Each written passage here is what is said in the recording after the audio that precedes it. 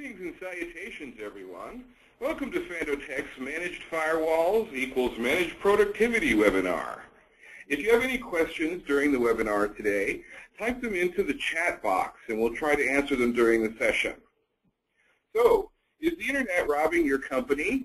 How do you manage your company's productivity in the age of social media marketing and online research? Here's your host, Jonathan Banas, to answer these questions and more. Take it away, John. Thank you very much.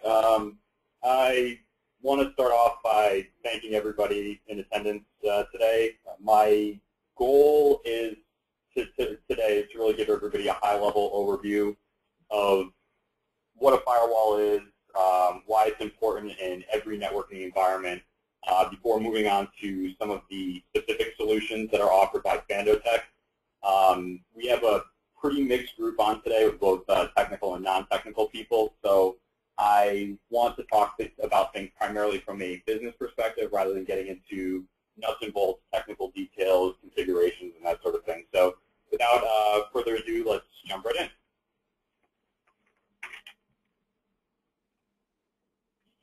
So I guess that everyone here has probably at least heard of a firewall, but what exactly is a firewall? Well, what you're looking at, these are firewalls. Pretty nondescript gray box, bunch of plugs coming out of the front, a bunch of blinking lights. Honestly, not very exciting to look at, but despite that, they have a very rich set of features that will give you complete control over your networking environment. This is essentially your core networking device that serves as the gatekeeper between your own private business network and the public internet. So your private network is, things like your workstations, your servers, phone system, printers, scanners, things like that. So this device is what decides what is allowed into your network to access your resources, again, servers, workstations, all that stuff, and what things aren't. That also goes both ways, so it both controls what goes in as well as what these devices are able to get out to on the public internet. Without having something like this in place, all of those private resources are available to anybody on the internet. So, and someone with very basic tools and pretty basic knowledge can connect to anything on your network with about the same ease as that you go to a website. You just open up Google the same way that somebody would be able to access your private resources. So firewall becomes a necessity to keep uninvited guests from attacking your network and abusing your resources. We often hear from our clients like, okay, that sounds great, but I'm just a small or medium-sized business. Like, who is trying to attack me? I only have, 10, 40, 70 employees in my business, and I really have nothing that I think that anybody would want to steal. Why do I actually need this? Well, first off, there's government. Depending on your industry, there are a number of state and federal regulations that mandate data security.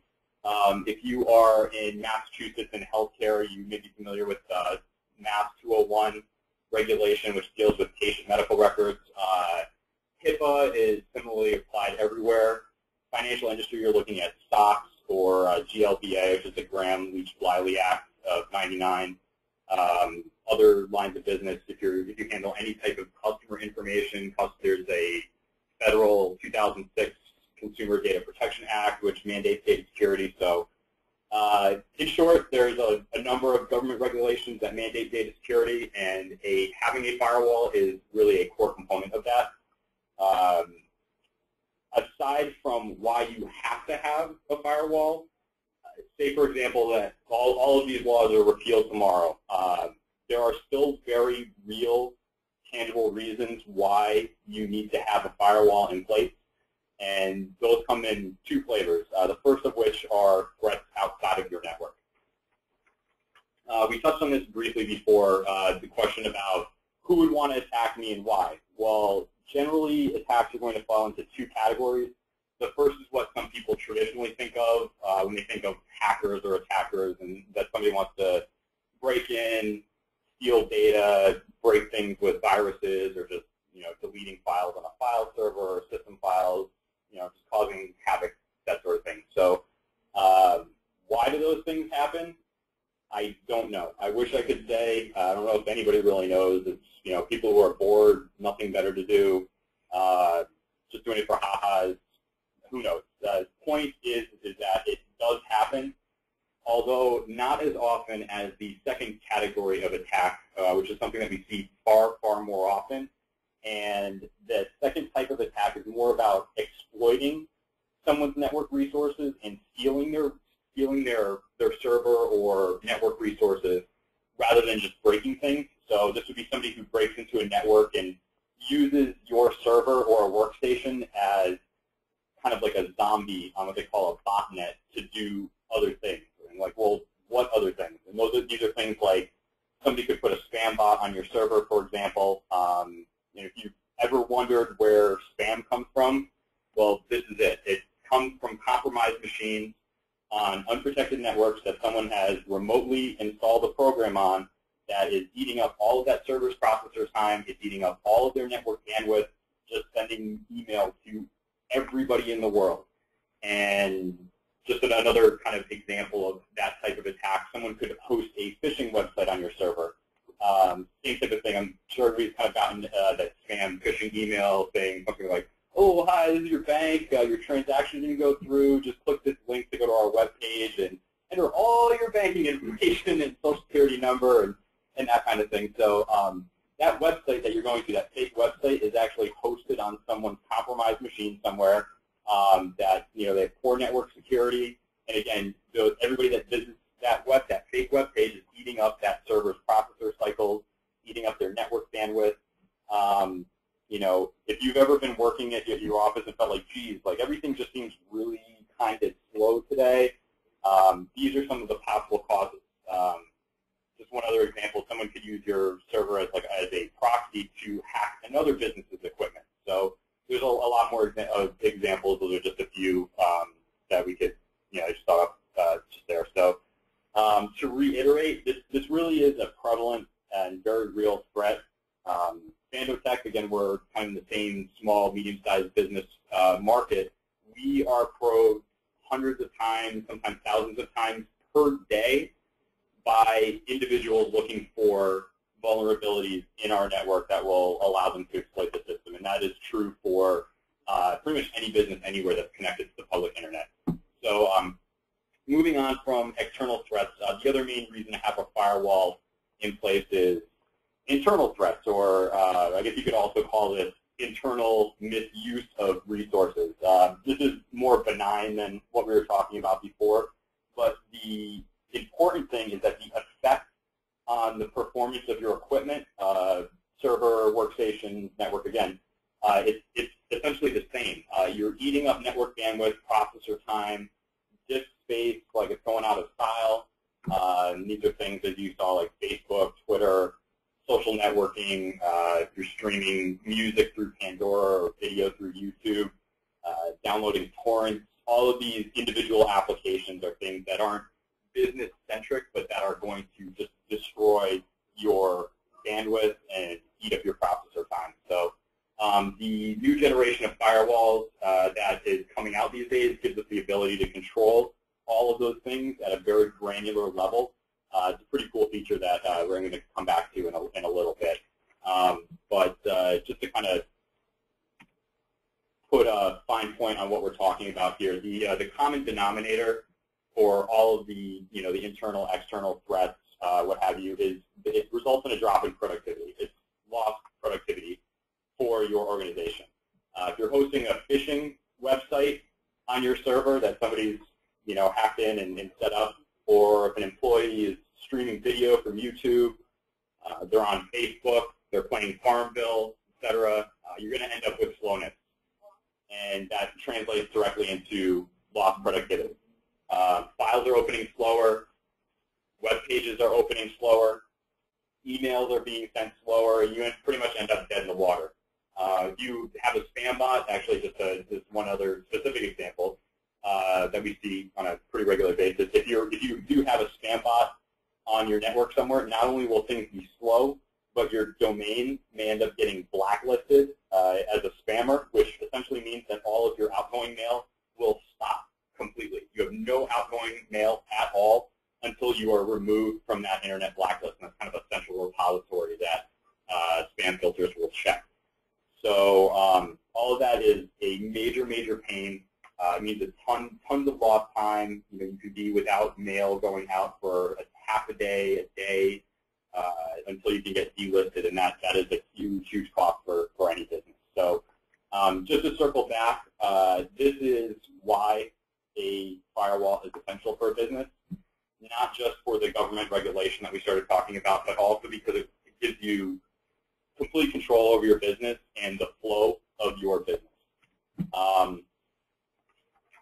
Essentially, it's a way to manage productivity, and so you can think of a firewall not just as a security device, but you can even think of it as a productivity device.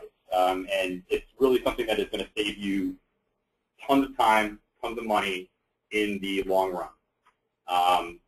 So moving along, you say, okay, I get it. I need a firewall. What do I need Fandotech for? What do I need you guys for? Well, there's a couple reasons. First and foremost, most people will just buy a firewall or a router, they plug it in, and they will never look at it again until the day it dies or the internet goes down and they have to reset it or something like that. So the reality is that all of the things that we've been talking about before, as far as internal, external threats, the applications people are using, these sorts of things, all of those things change on pretty much a daily basis. I mean, sometimes hourly basis. The technology world moves very quickly. I mean, pretty much the whole world moves pretty quickly these days, but especially technology more so. And things really need to be kept up to date, otherwise you end up with holes in your network. And most of the common, or some of the most common means of attack are to look for known vulnerabilities. So normally, a new vulnerability is found, the vendor releases a patch, boom, the hole's closed, and that's that. But the longer that things go out of date, that you're not updating with those new patches, you end up with more and more holes open, and you end up being more and more vulnerable to any attack that can take advantage of that window. And you're essentially creating more and more of an opportunity over time by not being up to date for someone to take advantage of. I do want to mention here that because the security field is always playing catch up to individuals coming up with new hacks or exploits and that sort of thing, it's literally impossible to have a 100% guarantee of nothing bad ever happening. But the idea here, or the goal, I guess, is to keep as many of the holes plugged as possible, maintain a low network profile, and don't present yourself as an easy target. In general, that is a very, very effective strategy and greatly reduces your risk overall for any potential intrusions and that sort of thing. So towards that end, and towards the idea of managed, we pretty much handle everything. That's pretty much as simple as that. Any product, service, configuration, firmware update, replacement through the vendor if that becomes necessary. All of that stuff, you literally don't have to think about it at all. We handle all of that. There's also a 36-month replacement program just to keep you up to date with the most current devices as well. Not just the actual software or the firmware that's on the device itself, but the actual hardware as well is refreshed every 36 months. You can essentially do the same thing that you were doing before, not thinking about the firewall that's sitting in the corner, but you can also now not worry about it because you know that it's actually doing something for you instead of just taking up space and collecting stuff. Moving on, these are some of the firewalls that we currently offer. These are through SonicWall. There are other firewalls that are available, such as from Cisco, et cetera, but what we offer right now is through SonicWall. The main difference between what you see up on the screen there is the number of users that they support primarily.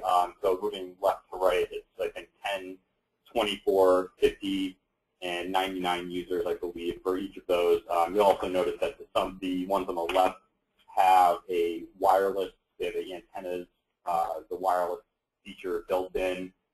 For those on the right that support more users, it's an additional add-on, but it is available. So these are what they call next-gen or next-generation firewalls because they're introducing a number of new features over previous models that give you more control and granularity over what you're doing. So some of the new features are the ability to centrally manage all of the devices that we manage at our clients centrally. So I want to show you some of the screens that we look at here, just kind of give you an idea of what we're looking at from the management side.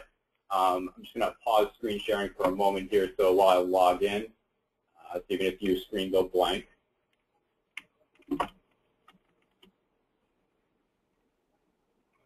And I'm just logging into the console here in the background.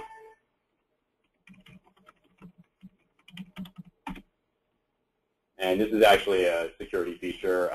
I would have had this set up in advance, but it does time out if you're not actively doing anything after a very short period. So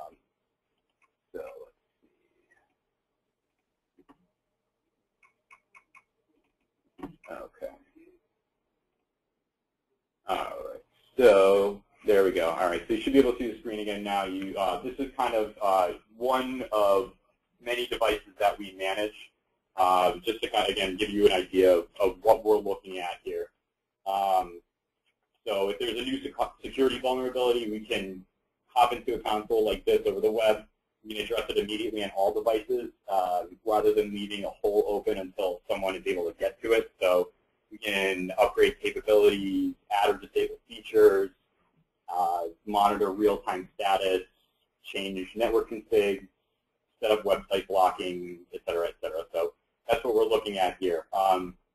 Yeah, just to kind of click around a little bit, show you some of the screens. You know, you have your system status here, just kind of a general overview of what the device is, security services that are set up and licensed, you know, VPN clients, gateway antivirus. We'll talk about that again in a little bit. You know, dashboard views with latest alerts that are coming through, et cetera. So we also have the administration screen here. You can set up administrator access, you know, different remote management settings, things like that. One kind of cool thing is it does have a lot of diagnostic tools as well built into it. So we have, you know, ping tools, trace route, connections monitor. We can look at all the different things that are going on the network in real time to be able to troubleshoot any issues that show up. And what you see here again is, you know, active connections that are going on between the public internet, also the intranet, on all the different interfaces that are set up on all the different protocols, et cetera. So there's things like that. We also have network configurations here.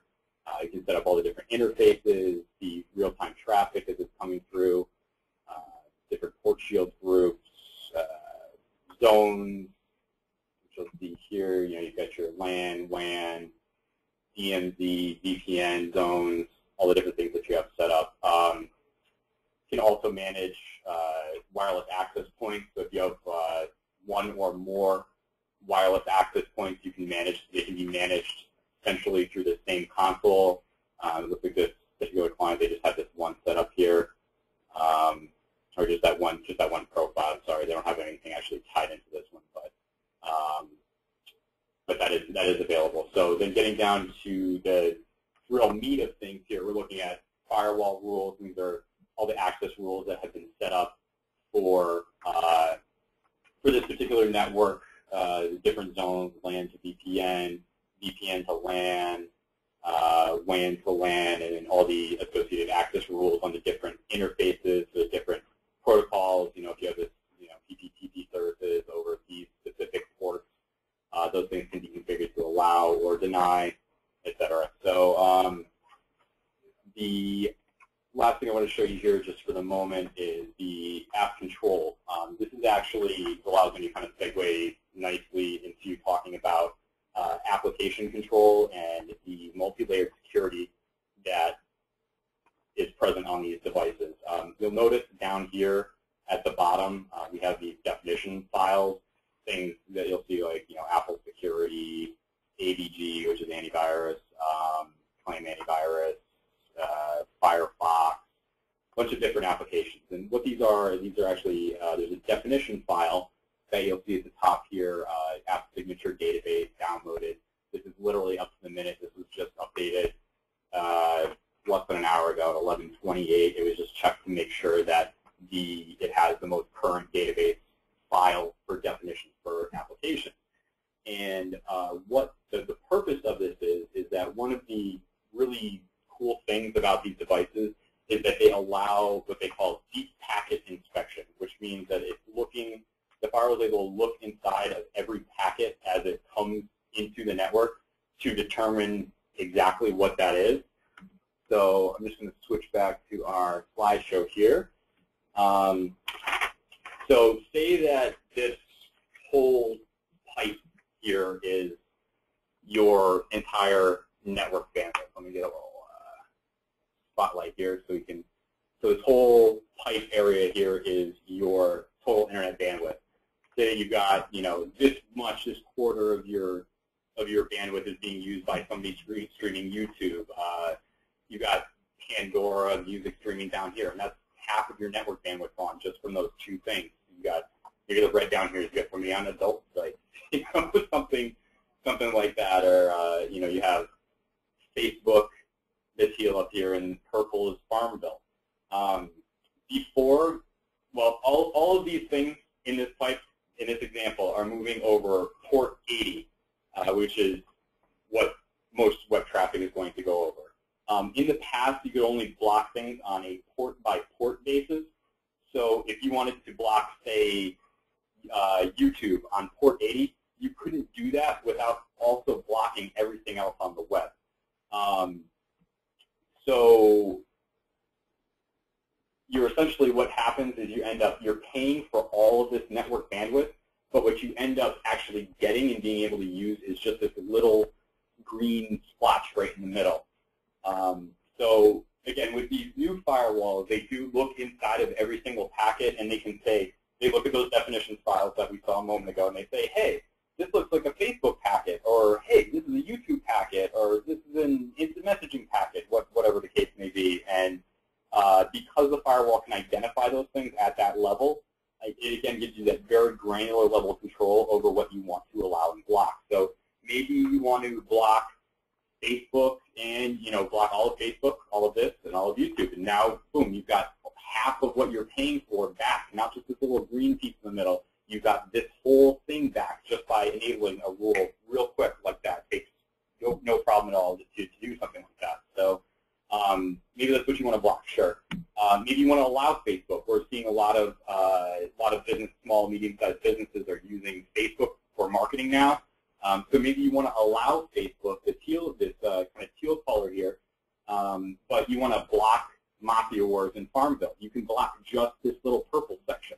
So you can allow Facebook proper and block the applications within them, the actual games or whatever you don't want somebody going to. So, and then again, further case, if you have the boss loves Farmville, he can do what he wants. So, we can create an exception for him so that none of these rules apply to him, and him or her, and they can go to whatever website that they want. So again, very granular level control, and this is really what's going to give you maximum efficiency in your organization and a major return on investment, because you do have this level of control over what is actually happening. So this is also what allows for the multi-layered security model. The firewall has built-in antivirus and spyware protection, also intrusion prevention and site-to-site VPN. All of those operate on the same principle of looking deep inside the packet to examine what's in there. Someone could, for example, try and disguise an attack on your network to look like Facebook traffic, and the firewall has definition files that can compare the packet and say, wait a second, that's not a Facebook packet, that's not what that's supposed to look like, and it will drop it as a potential threat, or in kind of a reverse example, it'll open it up and say, hey, this is exactly what the code red virus looks like, and it'll drop it. So just to kind of show you some of what that looks like, I'm going to switch back over to this view here and show you some of those subscription services just to give you an idea. These are down here in security services, and we're looking at gateway antivirus. So again, you will see, we have definitions files up here at the top. These are updated to the minute, signature database, etc. You have all the different threats that are being blocked down here.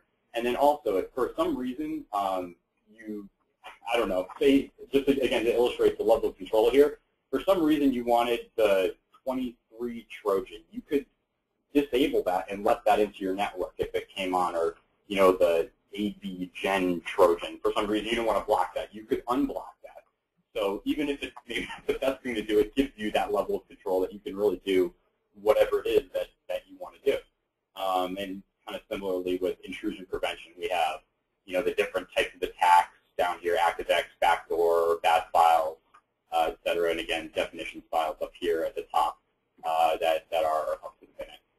So lastly, I just wanted to show some of the reports that we offer that you can get in the dashboard. So I'm just going to switch back briefly here. We do offer, again, monthly reports on bandwidth, web usage, FTP usage, mail usage, attacks and intrusion prevention reports. Those will appear in the management console. Again, we would generate them from here and then provide them to you on a monthly basis. So just to kind of give you just a few examples of things that you can see here. Let's say that we want to look at the last 24 hours of application traffic. We'll just stick with this first tab right here. So we can see that, okay, over the last 24 hours, we've had this many packets with this much, bandwidth that's been used over for remote desktop, general HTTPS. We've had this much web traffic, et cetera. So we can see all of these things in real time. Oh, and I think I actually just got logged out there. Again, there's that. Since I wasn't doing anything actively in the Sonic Wall session, that will actually log me out as a security feature, so that nobody can come along and make any changes that they're not supposed to make. So again, I'm just re-logging into the console here in the background. I've paused screen sharing while I do that, just to maintain a secure environment.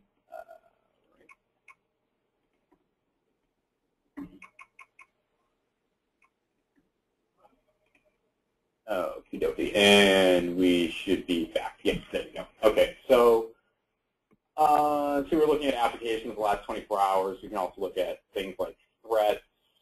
We can see what threats have been coming in, suspicious traffic, malformed file. These are all different specific types of attacks that someone can do. So even just in the last 24 hours, and this is a live firewall at one of our clients.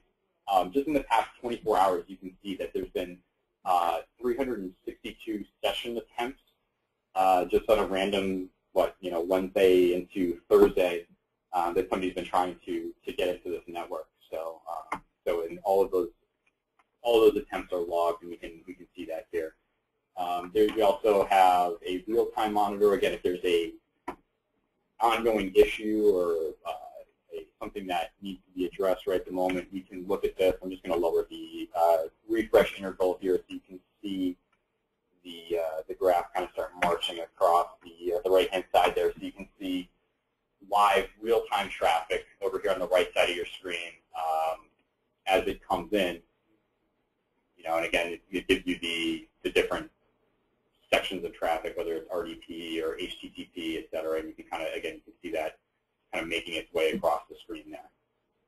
And that is your real-time traffic. So we also have top global malware monitor. So this will take a second to load. It actually has to retrieve the data.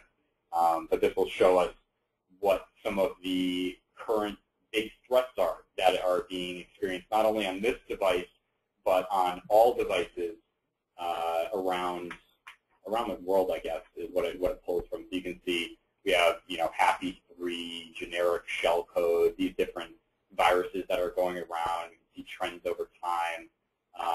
Actually, there's a pretty big, here we go, intrusions prevented. There's a big spike right here that we can see. intrusions just in the last day. Actually, it almost doubled. That's pretty interesting. It went from 3.5 to over 7 million just in a day. So somebody was busy last night. Spyware that's blocked, multimedia, again, just gives you a lot of different graphs, reports, which again gives you more control over what's happening and knowing what's going on. Just lastly, just to kind of show you, we have a live log monitor right here, and actually you can see these bright yellow that you see. Each of these are individual intrusion attempts, and these are, I mean, it's 12:30 roughly Eastern time. This is 12:29, so 2 minutes ago. A minute before that, same minute, 30 seconds before that, all those bright yellow, those are all intrusions that are all being blocked in real time right now on this particular firewall. So that's just to kind of illustrate that this is something that it's happening right now. People are trying to get into your network resources right now. So all in all, that's pretty much kind of a quick overview of all of the features that we have here. As you can tell, there's a lot of different tools that exist that allow us to customize the solution for each individual client. We work with them to come up with custom blocking lists and that sort of thing. So again, the goal here is to give you maximum control over your business and over productivity and to keep your network safe and secure. So that does it for me. Hopefully this was informative for you, and I want to thank you all for listening. Thank you, John, and thank you to today's attendees for joining us for Managed Firewalls equals Managed Productivity. If we didn't get to all of your questions, we'll circle back with you independently. As another thanks and benefit of attending, you've all been entered into a drawing to win an iPad 2. The winner will be notified directly, so good luck to you all. This webinar has been a production of Fandotech.